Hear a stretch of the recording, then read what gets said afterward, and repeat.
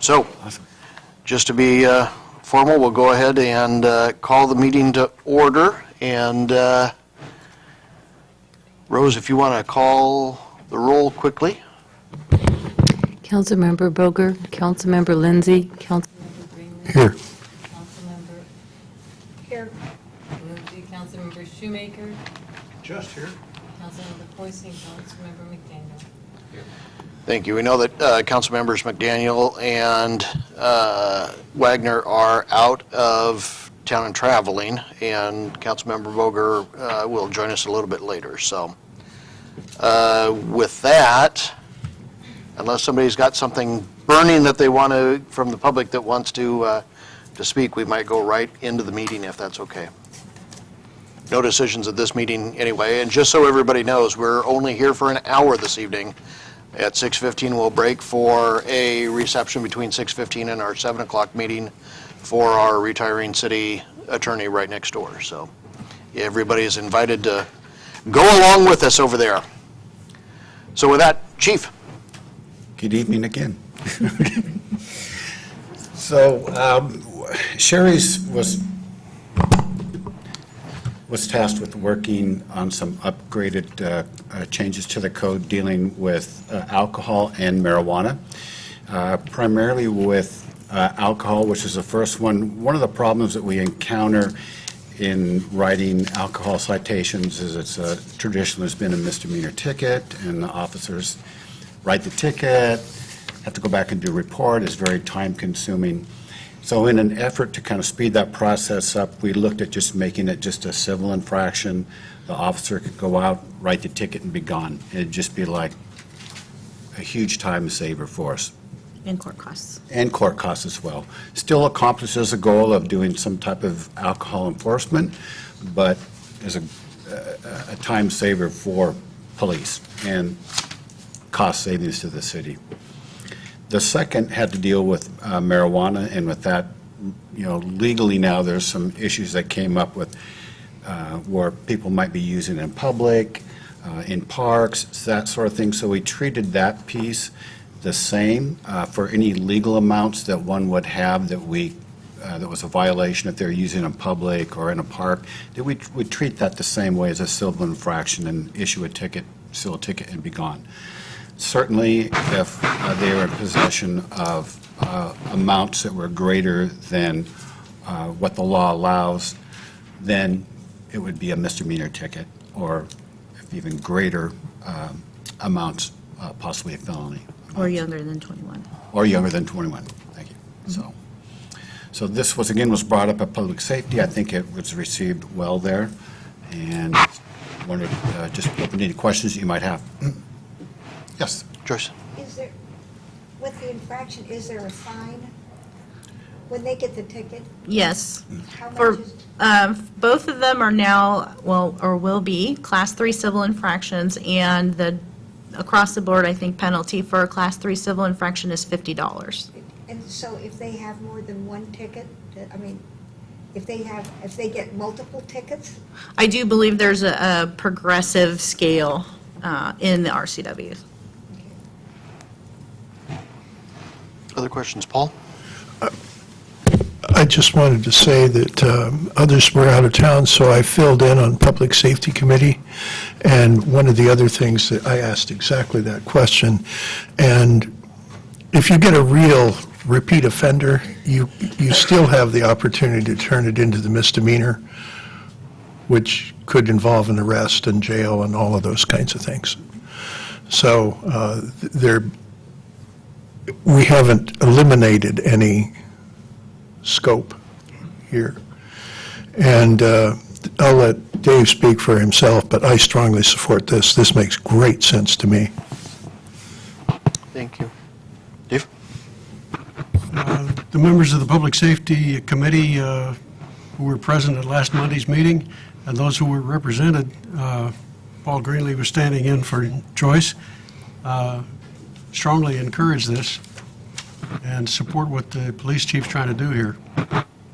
So our recommendation to the council is, to our colleagues, is support this one. Thank you, Mr. Mayor. You bet. Dan? Two questions. does this lessen the enforcement prohibition factor inherently is? That's number one question. The second question is, at what time are sobriety tests issued whenever you encounter something like this? As far as lessening that, I think probably what has been happening now because of time restraints is we've issued a lot of verbal warnings for alcohol per se. It's very time consuming. For us to make an alcohol-related contact in the park, between the contact and depending if that goes well, and completing that, having to go back to the department to write the report, you're losing over an hour's worth of time. This simple ticket take maybe 5 minutes to fill out. So I think you'll probably see more, a greater ability of the officers to go out and write more citations. Sometimes people heed to verbal warnings, others don't, but when it starts hitting your pocketbook and then the word gets out, and I think it should help us there. I think one of the things in discussing with Commander Cook, he said it could save up to 2 hours of time out of an officer's shift, and they work 10-hour shifts, so that's nearly a fourth of their shift. And that was just for, I think, going back and writing the report. You know, who's to say how belligerent a person might be, particularly if they're drinking, or how unhappy they might be. It could take even longer. So issuing someone a ticket would be a quicker and easier way to do that, and also to have a greater impact, because people who are at the beach or at the park or anywhere else will see that that person is receiving an immediate citation right there on the spot. So they actually get to see the results of what happens if you do this. Other questions? Chief, I should have asked you this one, but I didn't even think about it before this, and it doesn't really have anything to do with this. Prior to when I became mayor, there was some discussion at the staff level, at least, about providing some provisions in city code for alcohol to be allowed in city parks for weddings or that type of thing on a case-by-case basis. Did that ever end up going anywhere, or do we have those provisions in there? I haven't come across it, Sharon. I think it Like does. special permit? It does say somewhere that you can receive a special permission for that. I know we did it for the community center specifically, but I wasn't actually looking for that, so I can't really 100% tell you for sure, but I think that I did see that there was a provision in there for special circumstances. at some point we might double back with Sherry and see, or not Sherry, Suzanne, and see if that ever went anywhere, or if that was, I don't even know if that was driven at the staff level or the public or who it was, but see if we still have a need. Okay, thank you very much. You're welcome. Thank you. Jennifer, you're up. Money, you just want money.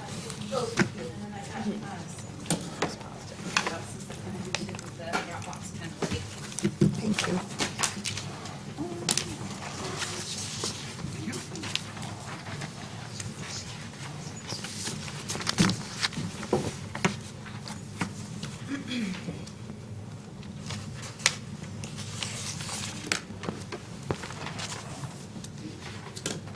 Switch now.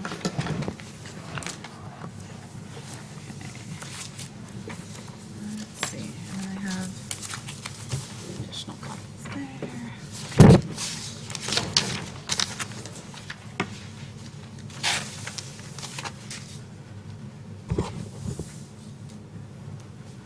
Okay. All right, we are ready. Good evening, council and the mayor.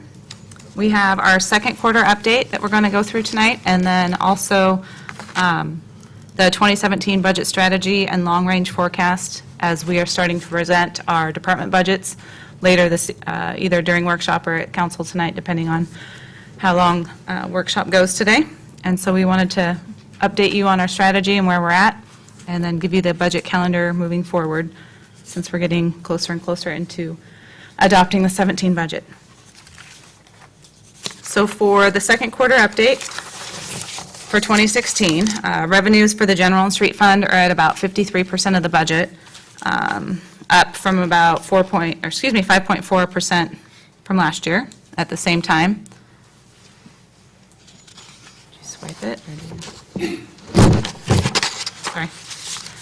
As you can see, we've talked about property taxes. It'll, come October, we'll see how we're trending with that. They are coming in at about half already, which they're due in April and October, so we'll see how those continue to trend. Sales tax is right on target. The two big winners, basically, in this general fund sense, is the community development revenue. You can see it's under licenses and permits, and then also under subdivision planning and zoning fees. They're doing very busy in community development, and the revenue side is showing that activity. And Mitch and Paul Lewis will talk further about that after this presentation, but just wanted to give you an update there. On the expenditure side, we're coming in a little bit under budget at about 47.6%. On this slide, you can see, we've talked about, I think in the first quarter also with the council costs, we got the 2015 election bill too late for the 13th month for 15, so it got applied to 16, which is why you're over 50%, but that'll even out by the end of the year. The other one that's over 50% is the intergovernmental services, and those are the annual payments to the community education and the Children's Home Society, so that's why it's over half, because it's a one-time payment. And that's about it. Otherwise, we're tracking along pretty well on expenditures. On the utility side, you can see the water and sewer revenues and the stormwater revenues are pretty much tracking. We haven't hit the summer month bills yet, which will probably bring it closer in line with the targeted amounts. We are watching the sewer revenues, as we discussed with the commercial accounts going to flow-based. We thought we might see a little bit of a decrease there, but with the summer months coming up, we'll see if that levels more in that aspect. But overall, it's tracking pretty closely to where they should be. The expenses for the utility funds are a little bit skewed. We hadn't done the debt payments yet, which is a big chunk of the budget, so we're only at 40% and about 30% for stormwater. But once those debt payments occur, it'll bring it back up to where it should be tracking this time of year. And there's what that looks like on a graph or a number basis. Moving along. These are the ones that are fun to read. These are all the funds, revenue expenditures, and how they're tracking. You can see the general fund has a surplus currently. The ones that are in the negative are typically the capital project funds that we've targeted to use the fund balance, because that's how those are operated.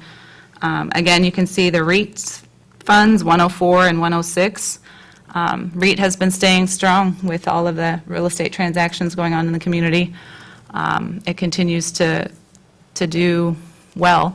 We also had a one-time transaction for the sale of the Safeway development that had a one-time lump sum to that pool as well. So it's tracking higher than normal, which is positive, and will continue to help for future projects. Jen, do you know Fund 141, the drug seizure fund? Mm-hmm. That one looks like it's significantly off from what we had budgeted. On the revenue side, we had, we got funds from the feds for a case that Kyle worked a few years ago. It lags a couple years. And then on the expense side, we had budgeted to use some of that for the new vehicle. So we transferred it over when we bought the new K-9 vehicle to the ER&R fund. So that's why the expenditures are higher than Gotcha. what Okay. they would typically be. Okay. Any other questions on that one? Okay. These are the debt funds and the capital project funds. Utility funds, the garbage fund will take off next year because we won't have to talk about it anymore. And you can see the Fund 413 is where we do the water, sewer, and stormwater capital projects, so that's where we're using the fund balance of the bond proceeds.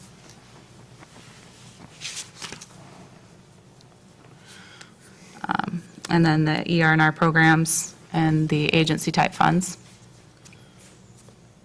And we did the transfer to the low-income fund after second quarter was over, so you'll see that reflected in the next presentation on third quarter. On the investment side, the LGIP interest has increased, so that's been positive. It's at almost 0.5% versus, I think it was 0.25% the end of last year. So we have moved most of our liquid assets for investment over to the local government investment pool versus the money market, as we're getting a better rate there. So that's why the money market is significantly lower in monthly proceeds. We have one remaining longer-term investment because we were using the bond funds that we have been spending. So we just have the bond reserve fund and then partially the general fund as well in the amount of $2.5 million. And we're earning annually $15,000 on those. So much better than the LGIP. Questions? All right. Moving on to the 2017 budget strategy and long-range forecast update. We just wanted to go over, I know we talked about it a little bit at the annual meeting, but just wanted to bring you up to speed as to where we're currently at. Our high-level budget assumptions for 2017, the CPI came in at 1.7%. We're factoring growth at about 1.5%. We're assuming a 1% property tax increase. We're also assuming the council will use the levy bank that we banked last year when the 1% didn't happen. The IPD was 0.251, so we banked the remaining 0.749%. We're also estimating not to use any funds out of Fund 125. And based on council priorities and discussions, we're maintaining the current service levels with targeted enhancements, which we'll get into further details here in a moment. So for maintaining current service levels, the CPI, as I mentioned, came in at 1.7%. So the contracts have that in as their inflationary factors for COLAs. So we have used that number for labor costs, which will be reflected in the department updates that you'll be receiving. We also gave a 2% increase in non-labor operating expenses for departments. We held back on that a few years in a row, so trying to catch back up with inflation for department expenses that are non-labor related. We went with 2%. And the next bullet will be talked about more with Mitch and Paul, but we did add in one FTE and increase professional services and community development.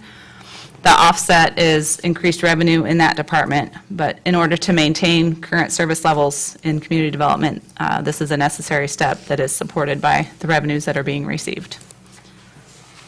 And again, Mitch and Paul will go into much more detail on that. For service enhancements, the number one council priority is maintaining streets. The consultant that we had look at those recommended $600,000 to $800,000 funding annually for pavement management. That's, depending on which number we go with, it's a $100,000 to $300,000 increase. And the 2016 funding of $500,000 is currently split 50-50 between the general fund and REIT. We have programmed some additional funding from the general fund. We have opportunities using REIT, but then to get to that $800,000 number, we may need to go to additional revenues with the TBD, which will be an option for the council to consider as well. But more discussion on that to come also in the future when we talk about the streets and public works departments. We are including an increase of at least $50,000. That's factored in to the seasonal budget for parks and enhanced services in streets and parks as well. And then an additional service enhancement is the communication factor. We have increased the communication social media intern position from a part-time position and created a full-time equivalent position to service that need in the community with not just social media, but communications, tourism, and I'll talk about that a little bit more when I give my department update later this afternoon, evening. For the long-term forecast, we brought this up at the annual meeting, so this hasn't changed yet. And we had worked with, knowing that we had increased revenues coming in, we weren't sure what service enhancement and which levels of enhancement would be needed. So we worked with Paul and came up with a per capita expenditure increase to try to match those revenues. So I just wanted to give a reminder on that, coming into the next slide, which is super small on the screen. So I'm glad I gave you handouts. But this is the same slide from the annual meeting that we talked about. And you can see, based on our projections at that time, using that kind of model of per capita costs, we were trending out not bad, because, 9,000 surplus for 17, and then small deficits moving into the future. Based on where we're at currently with the 2017 budget, I can say that the expenditure number's coming in pretty close to that same number for 17. The revenue side appears to be trending maybe a little bit better. So I'm hopeful that this slide will change for the better as we get further into the budget process. But I don't have enough information right now to change it from where we're currently at. But definitely, based on everything and the information that's coming in, we just got the budget guide from MRSC with state shared revenues, factoring all that in. I think this will be a better position for us going into the future. And then that expenditure number includes those service enhancements that we've already talked about briefly. Questions, comments? More to come? Paul? Thank you. There's lots of work that went into this. You're welcome. Okay, so that just brings us to next steps, continued analysis and refinement of the projections. We're in negotiations with police this year. 307's contract goes through 18. And then continued budget discussions with the council to fine-tune priorities and where we want to move forward in the community. As far as the formal budget calendar, tonight, the administration, I don't have the council, that is not true. HR, Finance, and Community Development will be giving their budget discussions tonight. On the 12th, Police, Fire, and Public Works will be discussed. The 26th of September is the high-level revenue and expenditure discussion. We'll bring that forward.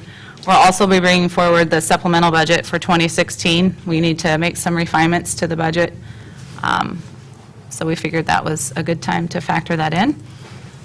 On the 10th, we'll be bringing the budget supplement for 16 forward for adoption. The mayor's formal budget will be presented on the 24th. We'll also set the hearings for the ad valorem taxes and the budget on the 24th to be held on the 7th of November. On the 7th of November, we'll hold the public hearings, adopt the ad valorem, and possibly adopt the budget. And if not, we have 3 meetings in November, as a reminder, the 7th, the 14th, and the 21st. And then we would have December dates as well. Typically, we cancel those last 2 in December, but they are available should we need them. And that's it. Any questions? Dave? I heard the term ad valorem used. Our property tax levies, Okay, thank you. you're welcome. Looks like we're good. Perfect. Good news is things are looking good. Yes. Thank you, Jennifer. You're very welcome. Moving to community development. Mitch, you've got all kinds of goodies for us. Yes. I set the stage for you, Mitch. Thank you very much.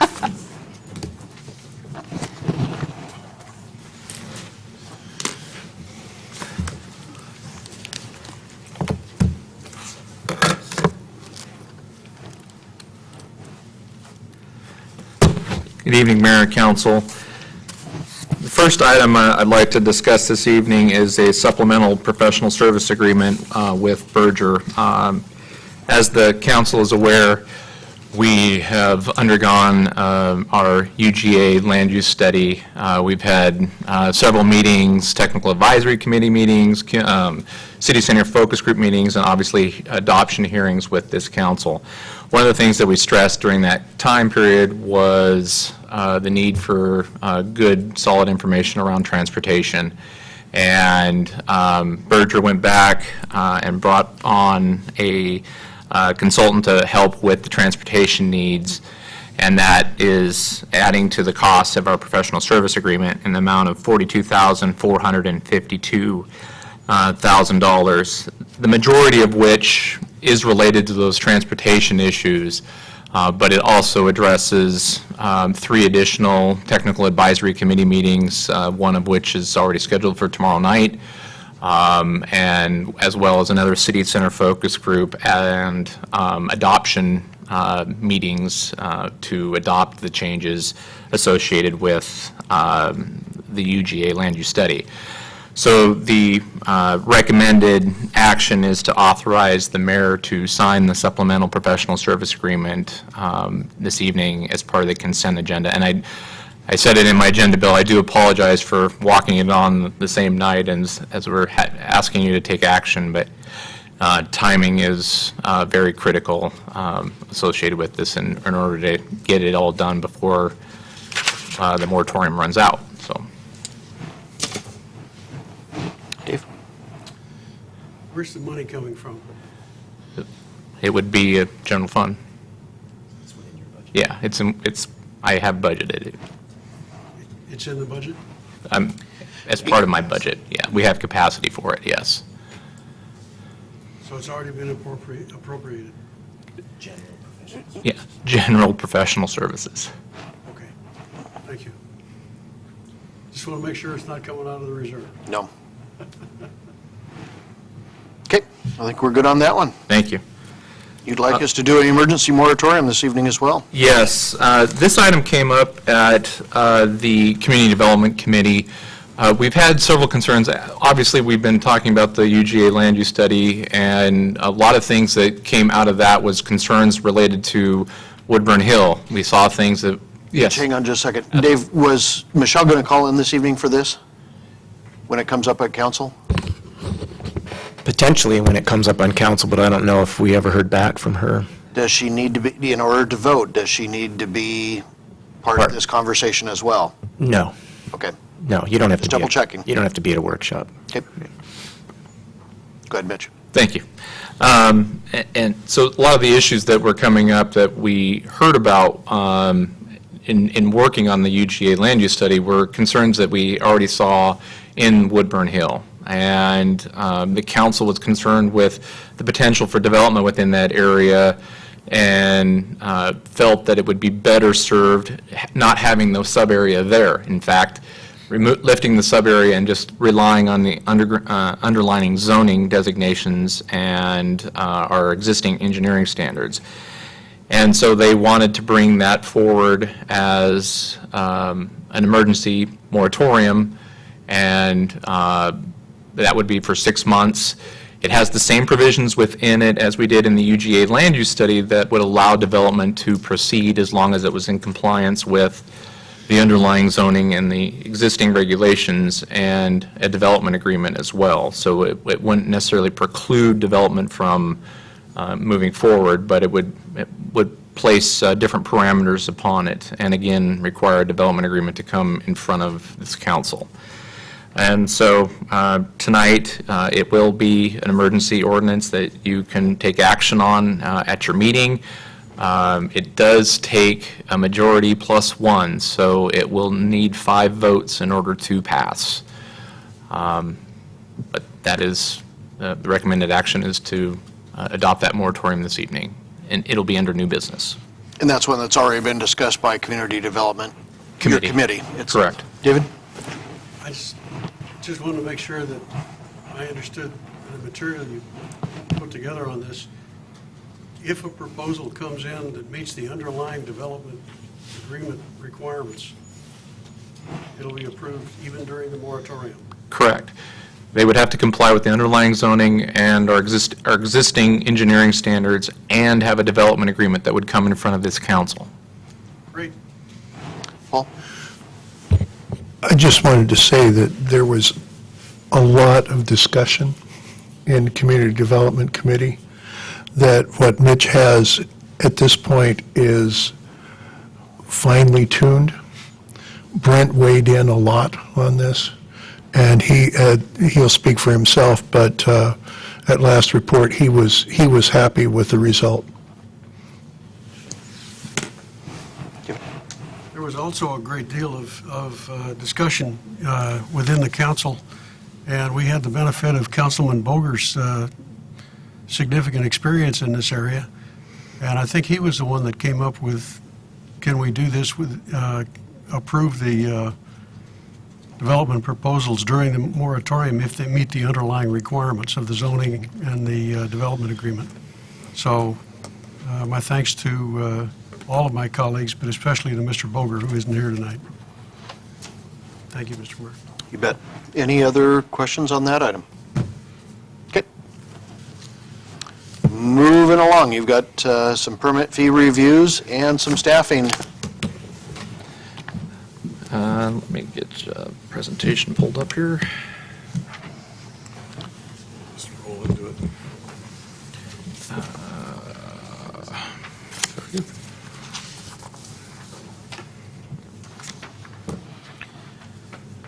Is it going to council? No. Workshop. Thank you. Again, thank you, Mayor, Council. Late last year, actually, community development was looking at, and we've had this conversation about cost recovery in some of our retreats in the past years. And late last year, we decided to ask for the assistance of Mr. Paul Lewis to actually look at that. And Paul and myself were very much busy in the land use study, and so we've kind of kept pushing this off a little bit, but we're back to it now, and we have some, I think, some good information with some outcomes that we want to talk about, but I think that overall, this is an idea to kind of get a good look at what's going on in community development, what's happening there, and then some things that we can look to long-term about monitoring and keeping on top of certain things, and staffing as well. So with that, I'll turn it over to Paul, and we'll dive right in here. Thanks, Mitch. Good evening, Mayor and Council. Good evening, Paul. What we've got for you today is about 20 slides to give you the results of the cost recovery analysis that we did, essentially the permit fee review. Got 6 topics to cover, briefly touch on the project objectives and approach, go through the cost recovery analysis in some detail. We also did some surveys of some fees, so we'll show you the results of the fee surveys that we did. We talked to some stakeholders. I'll share you the feedback that we got from primarily applicants, stakeholders, and then one summary slide, and then a couple slides presenting a proposal from the administration. Okay? The objectives are really pretty straightforward. There are 2 of them. One is to do the analysis and really look at the revenue, expense, and transaction data by permit type and program. So we wanted to really understand the history. And the second was to use that history to help inform opportunities to improve cost recovery if it was needed for both the land use planning and the building permit side of the processing. On the approach, we first built a database of that historical data. So we went out and collected information. I think most of the data we collected went back to 2010. We didn't necessarily go back to pre-recession time period, but I've got some snapshots of some data from that for you. And we also looked at permit review time. So we tried to look at not just the activity, but also the levels of service that were being provided. On the land use planning and the building permit fee survey, we looked at both Clark County comparatives, so the cities and Clark County, in Clark County. But we also looked across the border in Oregon for some additional comparisons. And we used example projects, so we wanted to see the full costs as opposed to just isolating a simple permit transaction. We wanted to see the full cost of development permitting there. And then, as I mentioned, we talked to 5 stakeholders, primarily applicants, And then we sat down and did some options analysis with some variety of permit fee and staffing scenarios. I do want to acknowledge the team. It was Mitch, Jessica Herseg, Joseph Lehman, Teresa also helped out, Jennifer helped us with some data collection, and Megan as well. So it was really a team effort over the last 5 or 6 months. So jumping into the cost recovery, first wanted to provide a couple of contextual slides. The first is just looking at the level of permit activity and the staffing. Excuse me. So on this slide, the bars in the left-hand axis are permit activity. The blue bar is the new single-family permits. The red bar is the commercial tenant improvement permits. And then the line in the right-hand axis is the total staffing and community development. And you can see staffing was being reduced actually from 2006, 2007 highs, continued to reduce during the recession, and then through to 2012. And right at that same time, the recession, the end of the recession was finally felt in terms of the building permit activity. And you can see a significant uptick in the building permit activity, up 100% over the prior year in 2013. Continuing pretty well into 2014, 2015, roughly the same level. And you can see through June, we're really roughly on that same pace to be at just over 100 single-family, right about 100 single-family permits in 2016. You can see in the box, this is much lower than the heyday of the early 2000s. The average in those 4 years was 269 permits. I think the high was over 400 permits in 2005. Staffing actually peaked the year after at 10.5 in 2006. But then the significant impact of the recession was felt, and you can see staffing essentially more than halved from that 10.5 down to 5.1 in 2012. And the activities picked up since that time as well. I mentioned we also looked at review times, so the next slide gives you a sense of the review times for the single-family building permits, which is the largest activity that you have in your permit counter.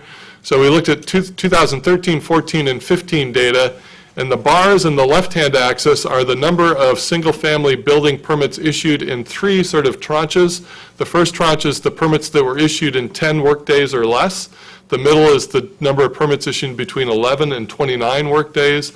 And then the right hand, the purple, is the number issued over 30 days. And you can see, for the most part, and the lines in the right-hand axis are the median workdays for approval.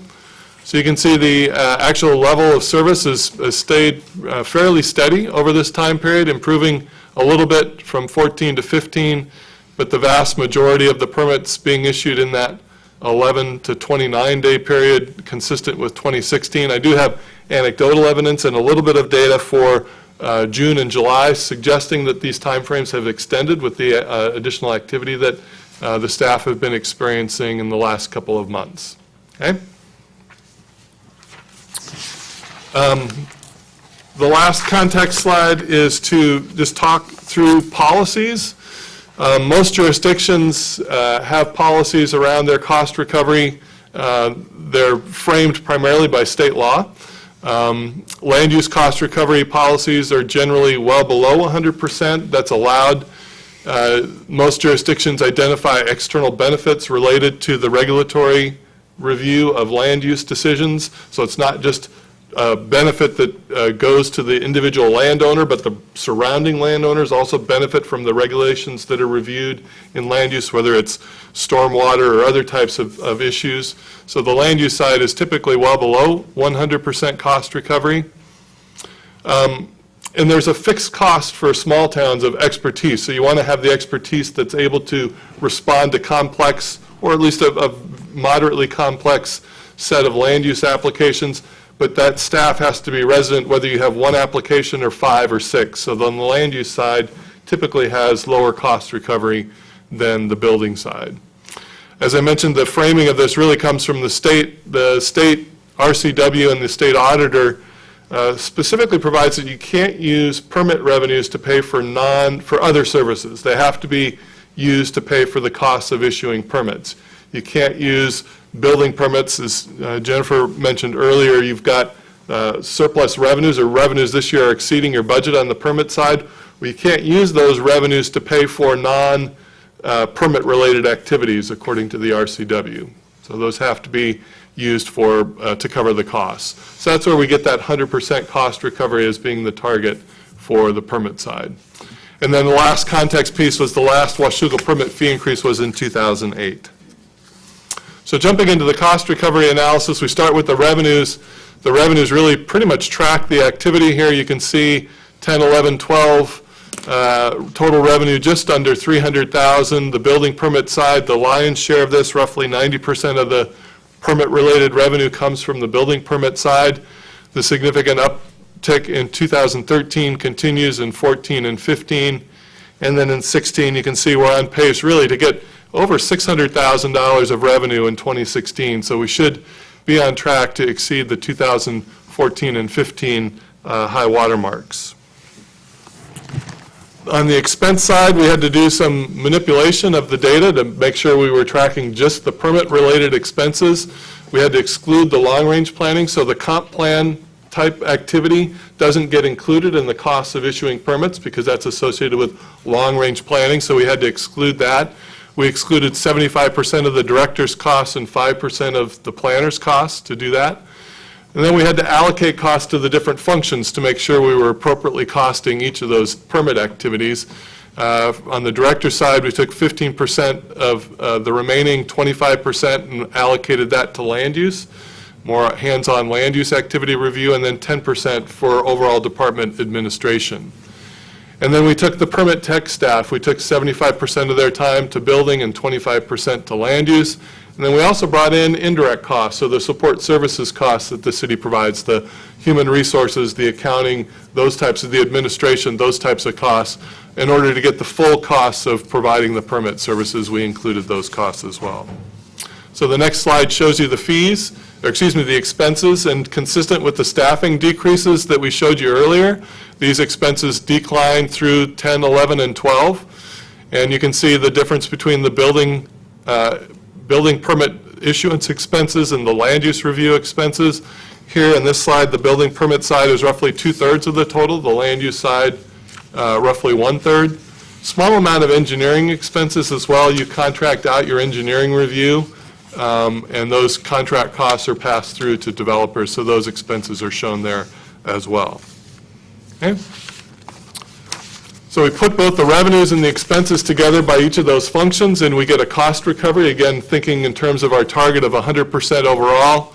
And you can see the cost recovery in 10, 11, and 12, overall in the 50 to 68% range. So very low cost recovery overall. That means the revenues that you were generating from your permit activities weren't covering those costs that you had. And then as a result, I think, of some of this intuitively, that's when the staffing was reduced in 10, 11, and 12 down to the levels that it is today in order to help improve that cost recovery. And you can see the difference between the land use side at 10 to 15% cost recovery, even lower, much lower cost recovery than the building side. The building side, is at 50 and 60% in the early years, jumping up to over 100% in recent years, and year-to-date through May at 170% on the building permit side. The land use side increasing, but only up to the 40% range in 2015, 43.4. And I misspoke before, I used the building permit cost recovery percentage as the total, but you can see in the 10, 11, 12 period, the green bar on the right is the total cost recovery, and it was below 50% in 12, 11, and 10, increasing to 96% in 2015, and so far year-to-date running well over 100% at 131%. Okay? This is really the key takeaway slide from the cost recovery analysis. I'll pause here to see if there are any quick questions that council might have. Paul? A couple of questions. Is there something in particular that tends to cause greater than 30-day to issuance on a permit? There can be all sorts of Commercial, reasons. certainly. No, this is on all single-family. No, there could be a lot of things. It's just a matter of when we issue or we're done, they may wait, they may have other things that they need to get done. And, there's some back and forth that goes along with that. There, obviously, though, when you're looking at the volumes that we're talking about, there is some just workload issues that are taking and I just bumping wondered if that there out. were state or county agencies that are slow to weigh in on No. approvals. No, we're Okay. not hearing that. Anecdotally, we've also heard that, builders, if they're used to another jurisdiction's timeframe, they put those permit applications in early, and they might wait till they have a sale, or they think it takes longer, so they won't come and pick them up, because they're thinking it's going to take 4 weeks, when you can get yours done, typically have been able to get them done in 3, so sometimes that's part of the issue as well. And do we keep a separate fund for permit revenue? You do not. Can we use present year revenue to reimburse previous year shortfalls?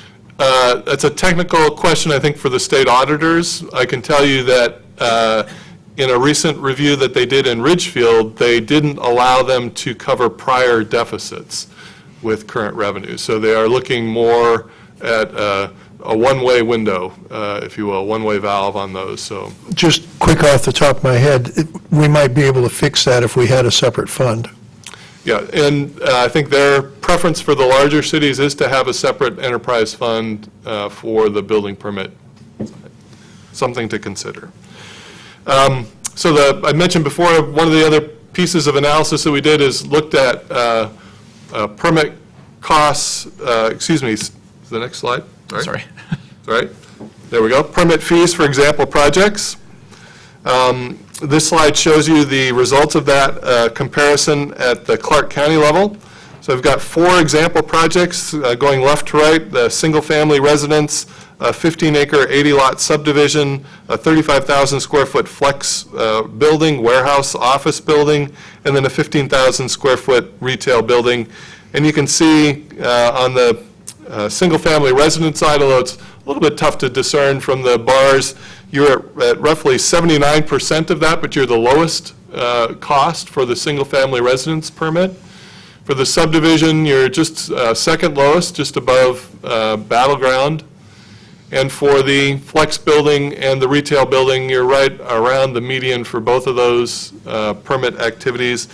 Typically, when we look at this, your land use side is low, your engineering fees were low, the residential building permit fees were low. On the commercial side, there were some additional fees that brought you closer to the median on that. But overall, when you look at all of these, each of those, you're below the median for each of those comparisons. Additional observations from the permit fee survey. The survey data includes all permit costs. So again, as I mentioned before, the land use, the engineering, the building permit fees as well. We did not include the impact fees and the SDCs, the systems development charges. Those are separate and often a much larger bill than just the building permit fee. And again, generally, Washougal's building permit fees are low. Vancouver's commercial building permit fees are lower than yours, but predominantly yours are second lowest in that group. Subdivision fee is high, especially for larger subdivisions, because you have a fairly high $210 per lot fee that starts with lot 1. The other jurisdictions that do have a per lot fee, it tends to be lower and comes after 30 or 50 lots. So you give your base fee, you get a certain number of lots reviewed with that fee, and before the per lot fee kicks in. And again, your new single-family building permit fees are more in line with some of the Oregon comparables. I think in the Washington comparables, you were last. In the Oregon comparables, you're sort of middle of the pack in that comparison. Okay? So the last piece of analysis we did is we looked at we conducted stakeholder interviews. We interviewed 5 different applicants and recent applicants that also do work in other jurisdictions, because we wanted to get their perspective on Washougal, not just on the service that they receive from you, but how your service compares to other jurisdictions. We asked them open-ended questions about the fees, the services, and service levels, and we included both land use as well as building permit applicants. And the land use review feedback that we got was consistent with the survey data, that the subdivision fees seem a little bit high, especially when you add in those engineering fees that are passed through. The services are some of the best in the area, heard that consistently. Clear, helpful, and timely communication, generally good review times, always on top of the project status and issues. Wallace, who's your contract engineering firm, they do a good job. They're technically sound based on the people that we talk to. And then the flip side, the development inspection process after the permits are done, also got good feedback on that process as well. Similar positive feedback on the building permit side, consistent with our survey data, the building permit fees weren't high based on the reactions that we got. Appreciate that staff are experienced, they communicate well, they're solution-oriented. Plan review times are acceptable in that 2 to 3 week range. Once it starts getting over 3 weeks, they tend to get a little concerned. And that's about their lead time that they like to have. The plan review feedback is good, timely. The inspection process comments are also good. One of the requests would be to like to see more online services, way to do more transactions online. If you've been tracking Vancouver recently with their new permit system, you can submit all your materials online, plans included. Clark County is going that way as well, and some of the other larger jurisdictions are going to online submittals. But for the most part, the feedback that we got was, I've done these kinds of interviews with 4 different jurisdictions in Clark County, and this is the best feedback that I've received on any of those jurisdictions in terms of the levels of service. The applicants really value having relationships with staff, so they know the people, they get to know the people that they're working with, and they really appreciate the limited bureaucracy that you have relative to some of the other jurisdictions that they work with. So in summary, the observations: cost recovery improved as staffing decreased and activity increased. You're roughly at that 80 to 100% target in the 13 to 15 range, above 100% in 2016. I will say that we also looked at the revenue through July, I think it was, and you are on track still to be well over 100% cost recovery in 2016. The fees are not high relative to other jurisdictions, so that's not necessarily a push point in terms of either fee reductions or fee increases. There's been some recent drop in review times, and staff report dealing with increasing workload, which impacts their ability to get the plan reviews done in a timely manner. Again, as I just mentioned, the applicants appear highly satisfied with the services that you're receiving. And that's it for the summary comments. I'd say we just did Mitch's annual review at the same time. My staff's at least, yes. So the next series of slides just present an administration proposal, and this really is a result of the conversations we had with staff and your management team. Again, targeting overall cost recovery at that 80 to 105% of full cost. That 5% margin allows you to accrue reserves for either technical investments in new technology, equipment replacement, those types of things, but it also allows you to provide reserves for the downturn. So you've got a way to reasonably reduce staffing as workload gets reduced, as opposed to trying to drop staffing right away. Typically, when a permit fee is paid, there's 6 to 12 months worth of work still to perform. You still have to do the inspection, so those fees are paying for staff that are working into the future. And in order to do that with a reasonable fiscal responsibility, it's good to have a reserve that allows you to essentially pay for that work in progress if you were a private sector firm. That cost recovery target includes $75,000 to $100,000 of support services. So it's not just the direct cost, it includes those support services. Again, as we talked about, I haven't mentioned this before, in 2016, your budget targeted 90% cost recovery overall, and as I said, we've been tracking over 100% in 2016, but that 90% is really representative of where you were in 14 and 15. And all this is done with the recognition that land use is going to be well below that target number. It's going to be offset by a higher than 100% recovery from the building side. So you get a blended 80 to 105% cost recovery. And we're also recommending that you review cost recovery. We've got this data in the system. You can pull it with a little bit of analysis. You can take your temperature on where you are in terms of your cost recovery. But we've also built in the ability to collect data on review times going forward as well. So that data is actually being collected now daily in your system. So, in terms of staffing level, Jennifer alluded to this earlier, but the recommendation is to add a full-time building inspector position. At one point, I think you're up to 3.5 building inspectors. This will be the second FTE in position now, and it helps respond to the increase in workload and also responds to the fact that the permit revenue is coming in higher than expected, so there's higher workload, higher revenues to pay for the additional work. Streamlining, looking at issuing some permits over the counter so we don't have to put all that activity onto the plan review staff. There may be an opportunity to issue more over the counter. Other jurisdictions are doing this more and more with over the counter types of permits. It gets those transactions completed more quickly, more efficiently, and with greater customer satisfaction. On the land use side, one of the things you can do is you can add sort of buffer staffing. So you've got a contract land use permit review resource that you can use if workload is spikes at a certain amount of time, or if there's a specific type of transaction that you want to use a contracted land use permit review staff for. There are a number of private firms that provide this type of service to other jurisdictions, and it allows you to have that opportunity as well in your toolkit.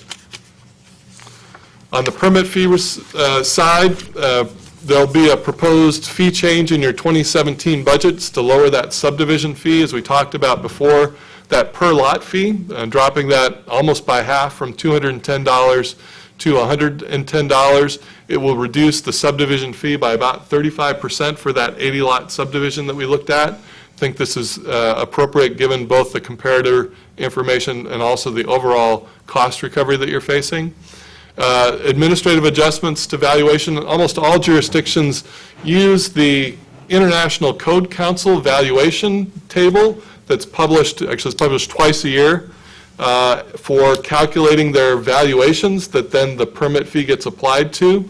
You haven't updated yours since 2008. This is really more of a housekeeping item to get you back into doing what your code says you will do, which is update that annually to the International Code Council valuation update. And you're not alone. Several other jurisdictions during the recession sort of put a pause button on, but almost all of them are back now tracking with the International Code Council the valuation data.